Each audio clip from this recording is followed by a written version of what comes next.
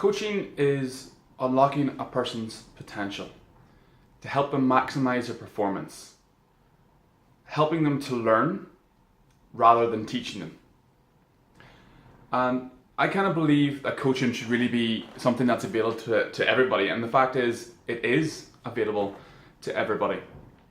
One of the simplest forms, is one of the things I'm going to go through with you now, is something called the GROW model. So that's GROW. So we've got G, which is go, R, reality, O, options, and W, some people like to call will, but I like to call way forward. So if we look at the GROW model, I'm going to go through it with you now, as I said. Now you can use this in your lifestyle, in your relationship, in your business. If you're a boss, you can use this on your employees. It's a very simple method of helping to coach people or to coach yourself into getting the goal or the outcome that you want. So we start with G. G is goal. So what is the outcome that you want? What is the desired result? So think very, very hard about that. Again, whether it be in your relationships, your lifestyle, your business, what is the outcome that you want? And make sure you write that down. Once we have a clear picture in our head of what our goal is, the next thing we do is we look at the reality. So we want to know, where are you now? In the grand scheme of things, be brutally honest with yourself. In terms of your goal, where are you? Are you just started? Have you done some things? Are you on the path but you're just not sure and it's been faltering a wee bit? Be brutally honest as to what your reality of the situation is now. Once you've done that, then it's time to look at your options.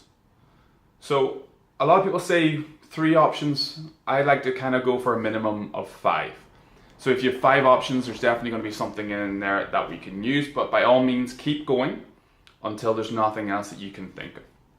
So if you are coaching somebody, just make sure you continue asking good, open-ended questions. No yes or no's, so they have a chance to feed back to you, and it encourages them to speak back to you as well. So once you've got your options down, then our next step is to look at what some people, as I said, call a will. I like to call the way forward. What are the next steps in the path? So this is kind of the planning phase. So this is what's going to take us from our options to reaching our goal. So look back at the options that you've written down. Of those options, what are the most viable to you? So we're going to trim that down, get rid of the fat. So the things that aren't going to work, that they're just kind of brain spurts, just get rid of them. Put them to the side. We don't need them. So let's focus on the ones that are going to work, the ones that are going to get you to your desired outcome, to your end goal. Have a look at those. Which are the most viable? Which are going to get you there? And which ones did you think might work in the beginning, but now you aren't so sure about? And once we've got those, we can then put them into our way forward. Now the thing is, if you don't have a coach, then you're going to have to stay motivated yourself. The way you can do this is to give yourself a timeline. So you say, okay, well, this is my goal, this is when I want it by, and then you've got to break that back into the subsections of, okay, I'm going to do this by this time, by this date, by this day. And you have to bring it right back and have each step planned. There's nothing more important in your life than planning.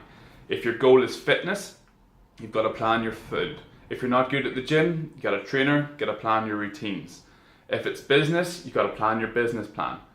The plan is the most important thing to get you to your goal because it holds you accountable. And at the end of the day, if you have a coach or a personal trainer, all these people hold you accountable to gain your outcome.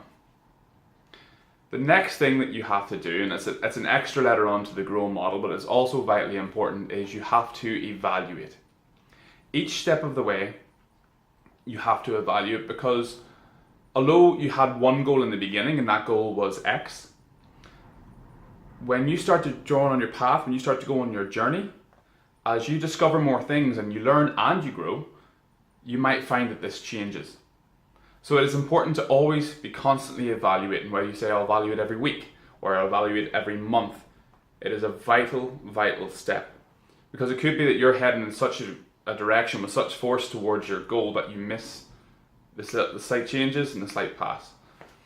As sort of Tony Robbins says, when you change something, when you make a change, if your life is going along like this, the smallest change that you make put you on a completely different path from where you were before. I hope you've enjoyed this. I hope it helps you, and I'll see you again soon.